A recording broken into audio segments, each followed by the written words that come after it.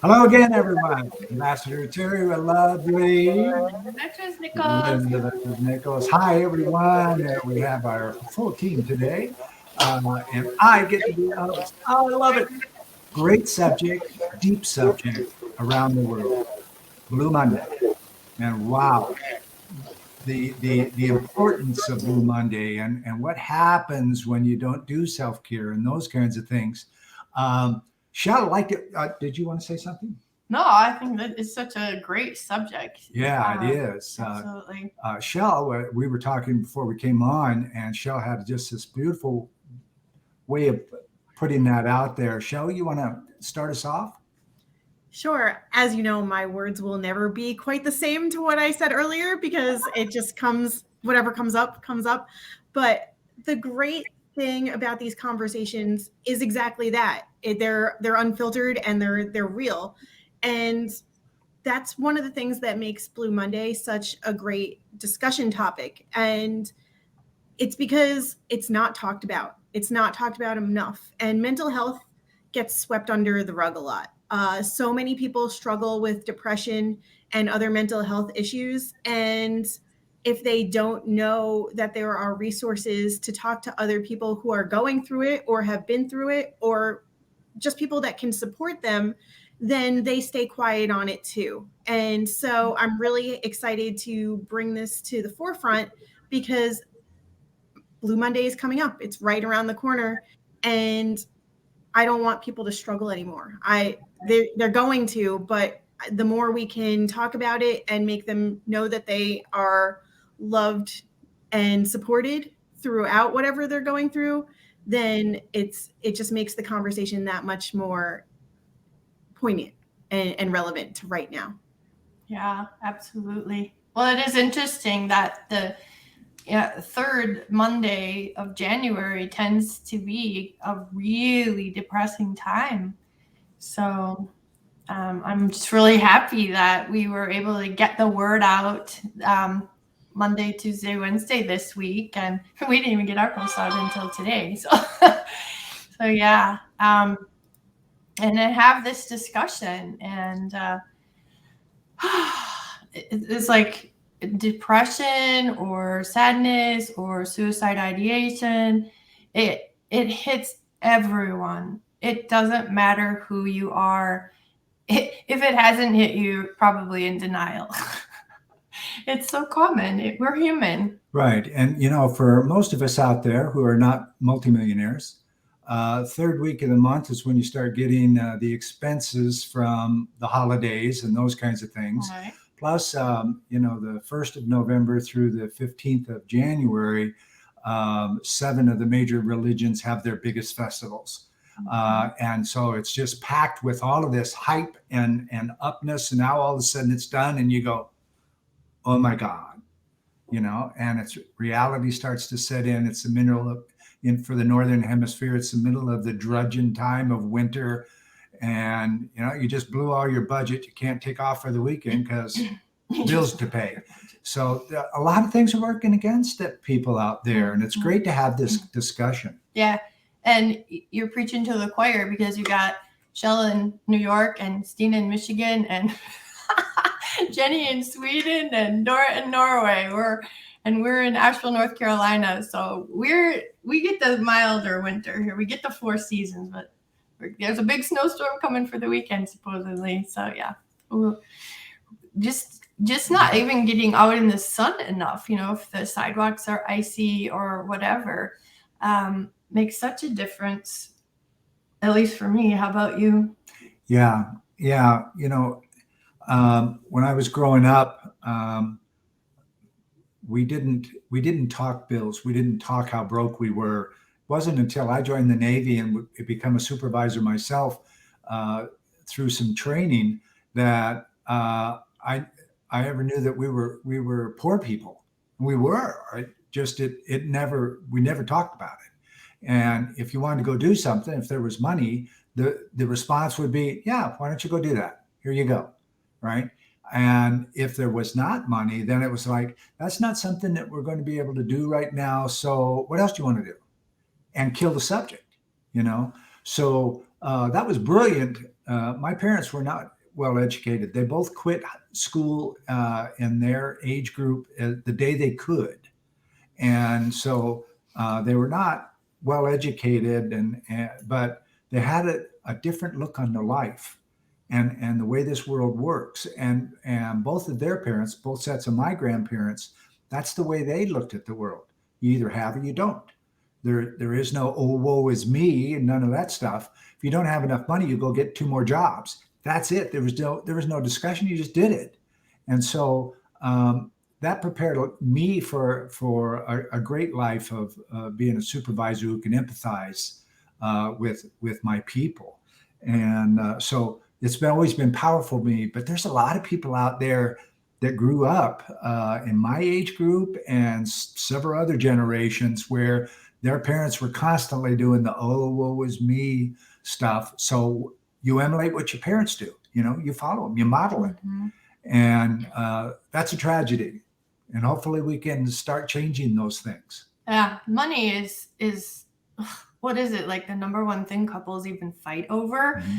right? So and money is such a the way the world is set up, the less money you have, the less you will have, just because when you have money, you can buy in bulk. And when you don't, then you're paying higher prices for things. Mm-hmm. A lot of times people with not a lot of money live in a certain area. They're sort of trapped there. They might not even have cars or access to line or a train or whatever.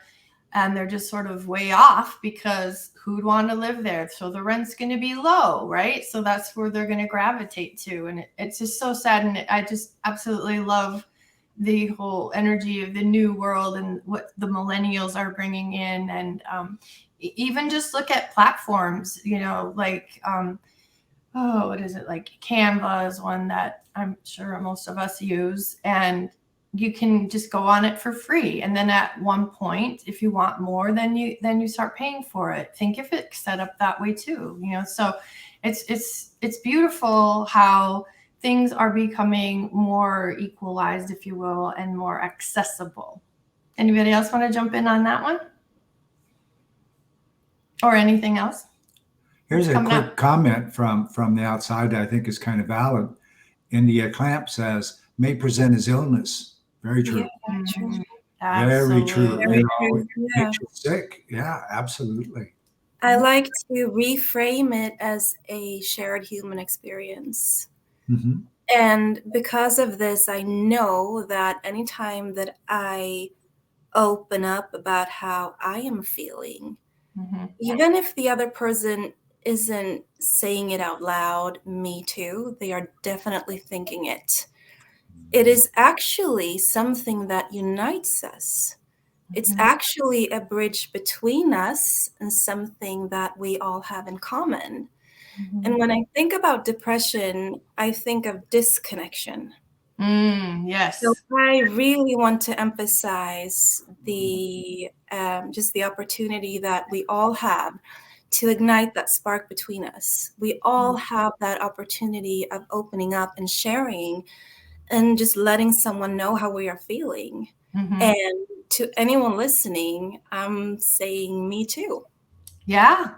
Yeah. I love it. And the whole Me Too movement was, a whole different thing. And, that idea of Me Too connecting humanity is such a beautiful thing, not to take away from the intention of that movement either. Mm-hmm. Very much. Mm-hmm. Dorrit, Steena? Yeah, sure. I want to talk about something that Linda mentioned about the winter, the lack of daylight and things like that. We are really well aware of here in Norway.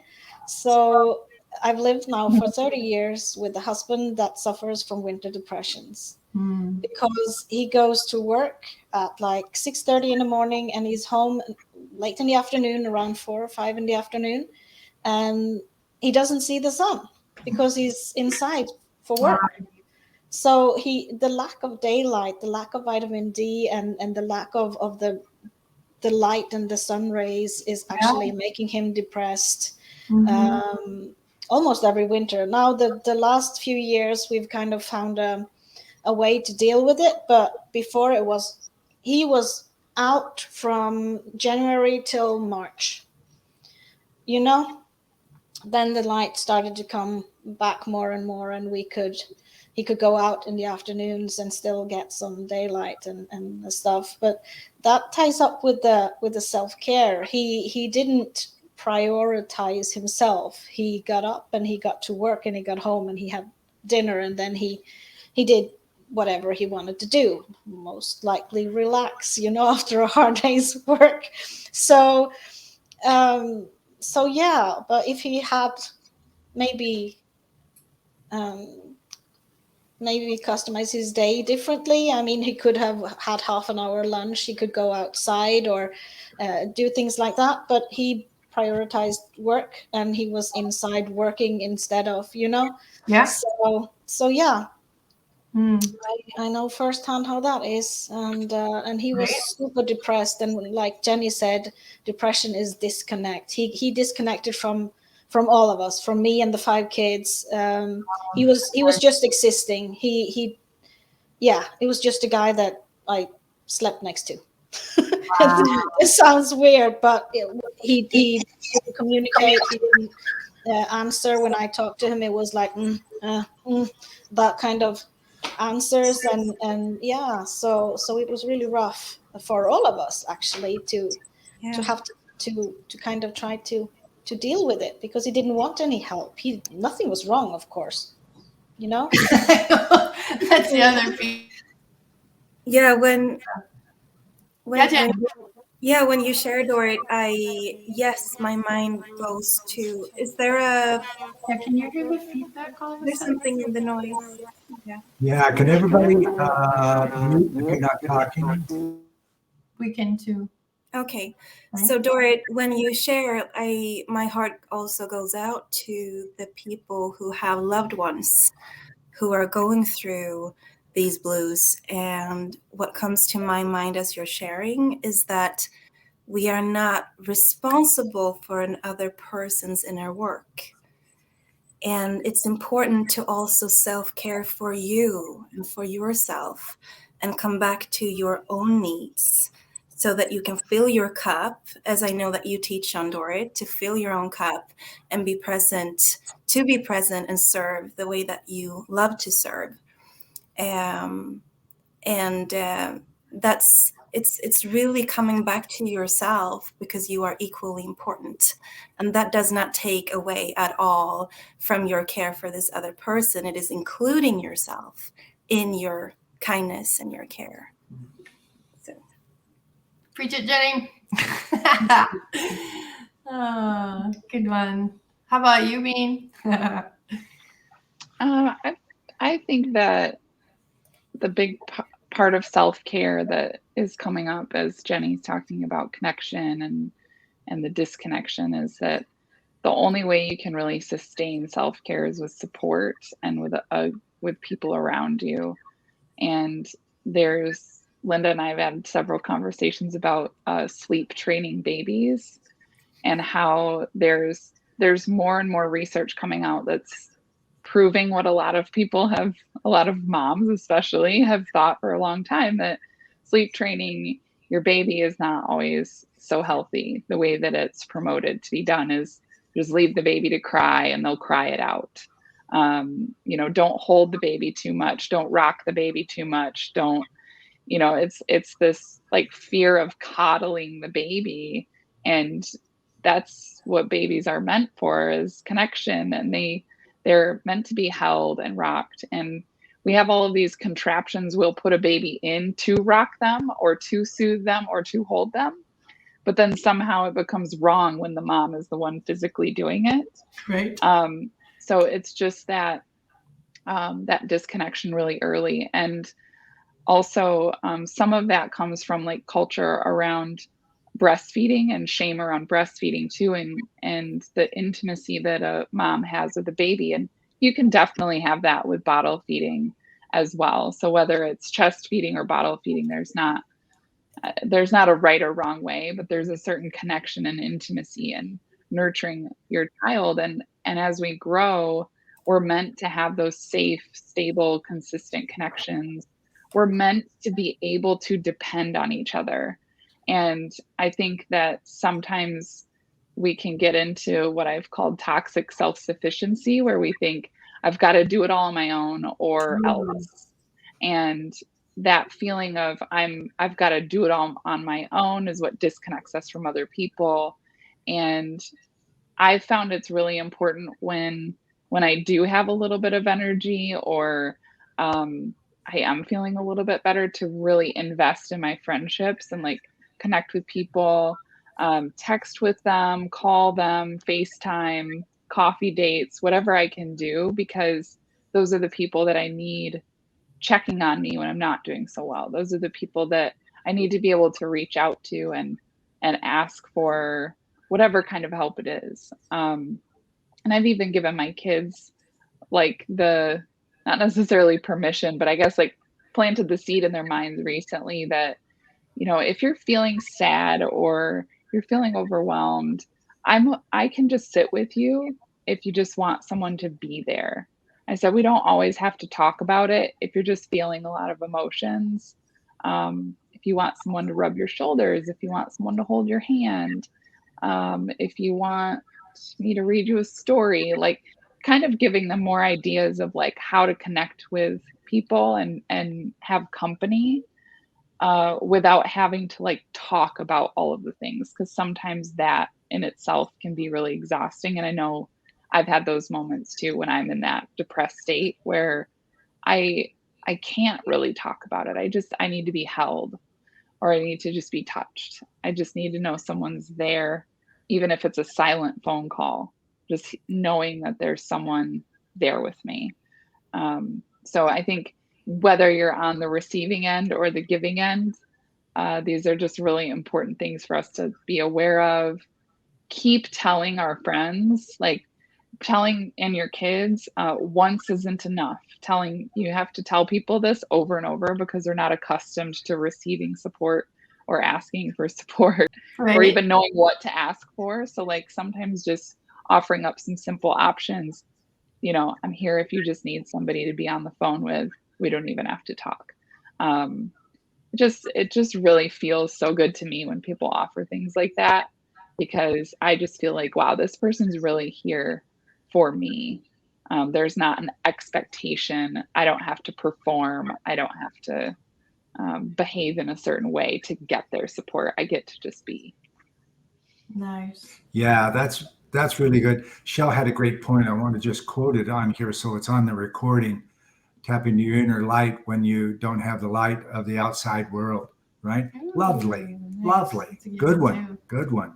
Yeah, man. And the reinforcement of repetitive reinforcement is so important, because you know, we have to hear it so many times before we get a clue on whether or not we can believe it, let alone start to believe it. Mhm. So great point. Yeah, good stuff. I Steena, knew this was going to be good. Steena has done some really interesting work with her kids in even like boundaries, and that they don't have to give a hug or receive a hug if they don't want to.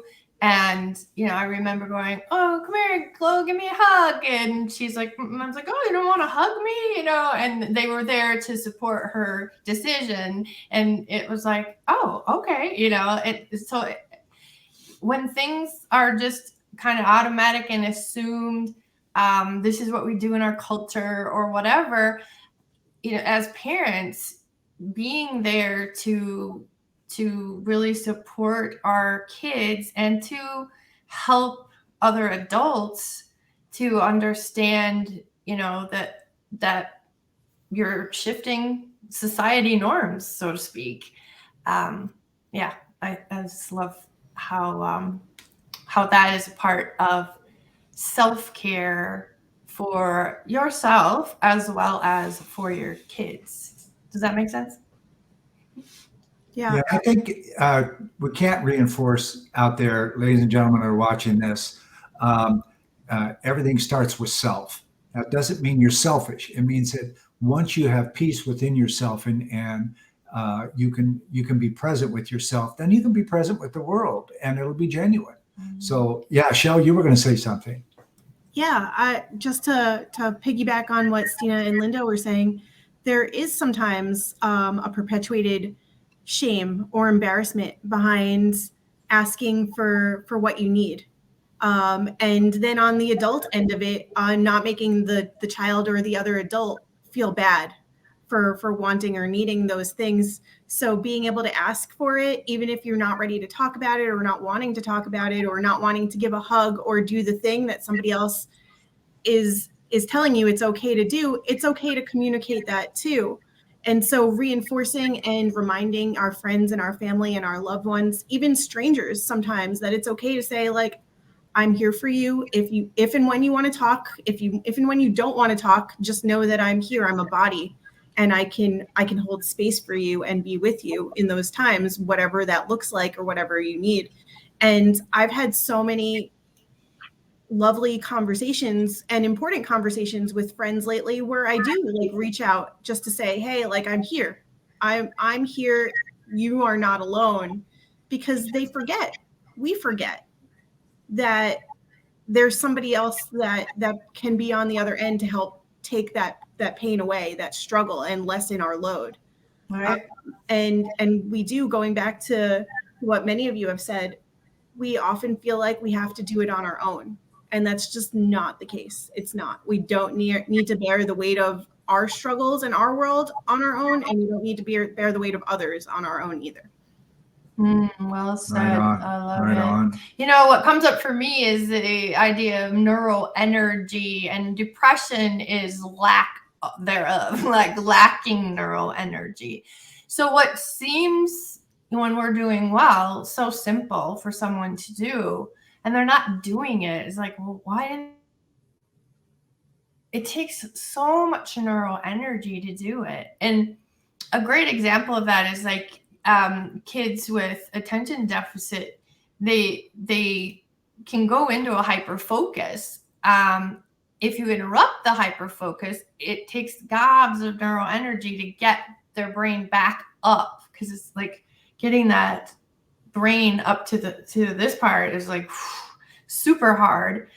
And so remembering, especially when someone's dealing with a lack of neural energy, to not be the one doing the talking, because that's exhausting. And it takes a lot of neural energy to process what's being said. And I'm sure we all know the Charlie Brown teacher, like, wah, wah, wah. Someone's talking, you just are not integrating what they're saying to you. And I would say we all have like depression brain first thing in the morning, and some of us need our coffee, not me, but this one, for the brain to like come on, right, to get awake, because our neural energy is like way down here when we first wake up.